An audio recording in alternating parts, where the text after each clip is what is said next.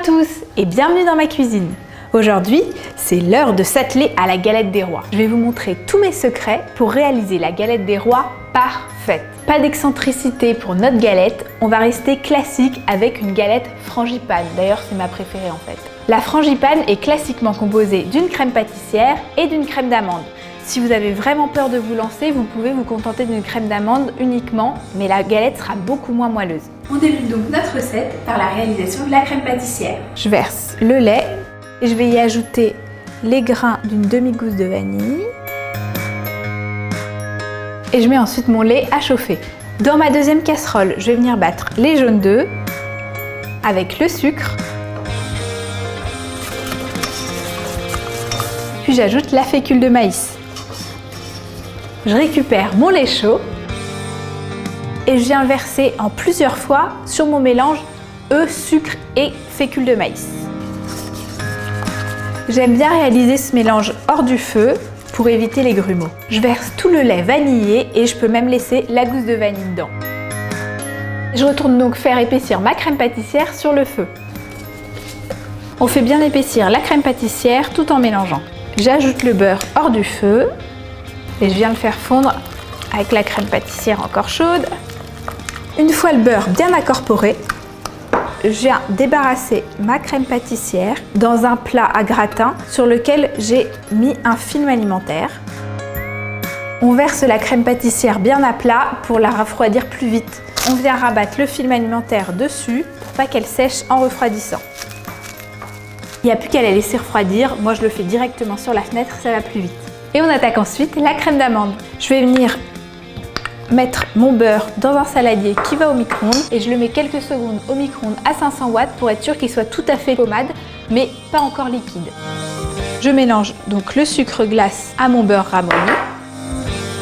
Très important pour la crème d'amande, surtout ne pas utiliser de fouet. On utilise une cuillère en bois ou une maryse parce qu'il ne faut surtout pas incorporer d'air au risque de faire s'échapper la garniture à la cuisson. J'ajoute la poudre d'amande et je viens mélanger avec un œuf entier.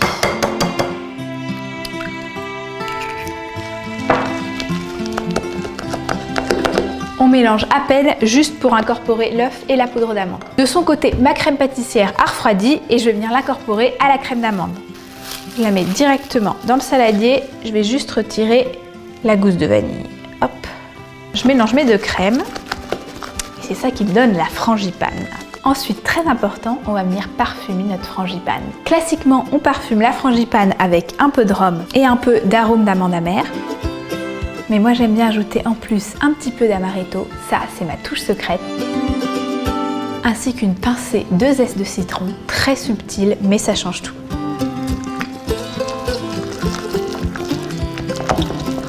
On est prêt pour le garnissage de la galette. Évidemment, pour la galette des rois, l'idéal c'est de faire sa pâte feuilletée maison. Mais on n'a pas toujours le temps de le faire et ce serait vraiment dommage de se priver de galette juste parce qu'on n'a pas le temps de faire de la pâte feuilletée. C'est donc sans complexe que j'utilise de la pâte feuilletée toute faite, mais encore faut-il bien la manipuler pour pouvoir avoir une galette qui monte à la cuisson. Mon premier conseil, c'est de choisir une bonne pâte feuilletée de qualité et surtout pur beurre. Mon deuxième conseil, c'est de les dérouler à l'avance et de les laisser au frais dérouler pendant au moins un quart d'heure. On va ensuite retailler nos pâtes feuilletées pour avoir deux ronds de la même taille. J'utilise un cercle de taille ajustable, mais vous pouvez aussi bien retourner un saladier sur votre pâte feuilletée et couper au couteau. Je règle mon cercle à 25 cm et je vais venir couper la pâte feuilletée tout autour avec un couteau. Classiquement, on utilise deux cercles exactement de la même taille, mais si vous voulez vous faciliter la vie, vous pouvez ajouter un petit centimètre au deuxième cercle. Vous pouvez également conserver les chutes et les étaler plus finement pour découper des décors à l'emporte-pièce.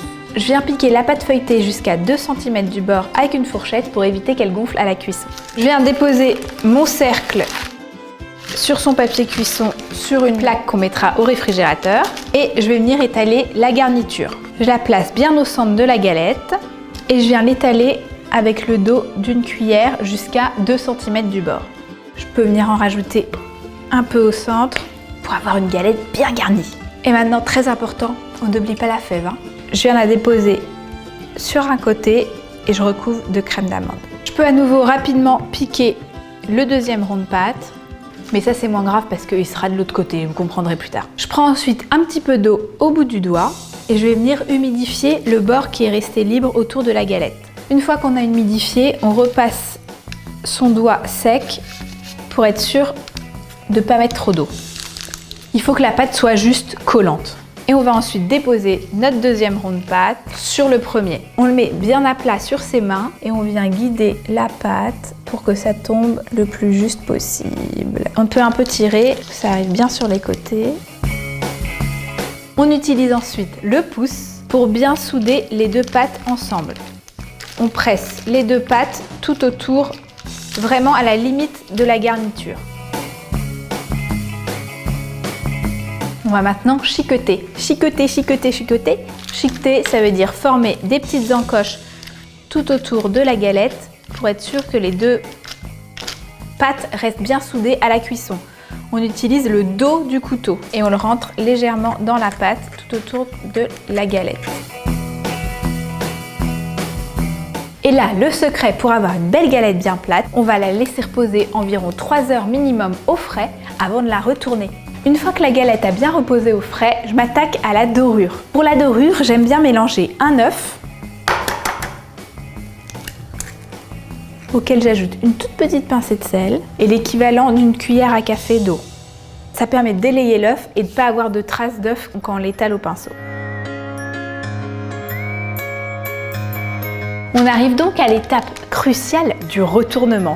C'est ce qui permettra à la galette d'être bien plate. Je retourne la galette sur une deuxième plaque recouverte d'une feuille de papier cuisson. Comme elle est froide, elle est très facile à manipuler. Un truc important, c'est de bien utiliser une plaque différente de celle qui a passé la nuit au réfrigérateur pour éviter le choc thermique dans le four. Pour avoir une galette bien dorée, je fais une double dorure.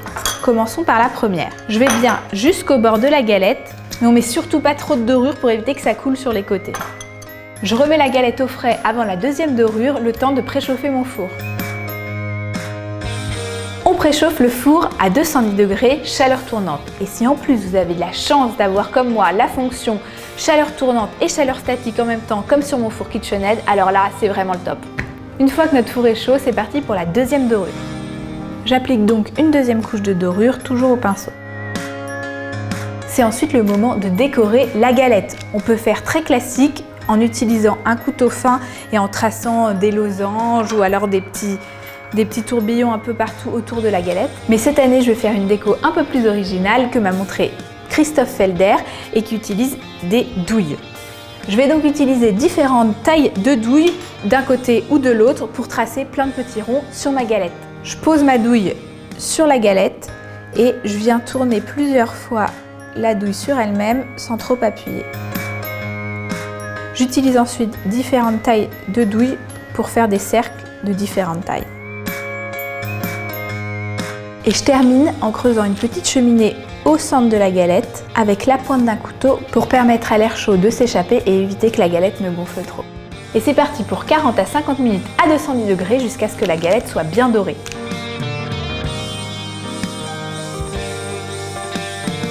Une fois notre galette enfournée, on baisse directement à 160 degrés pour 40 minutes.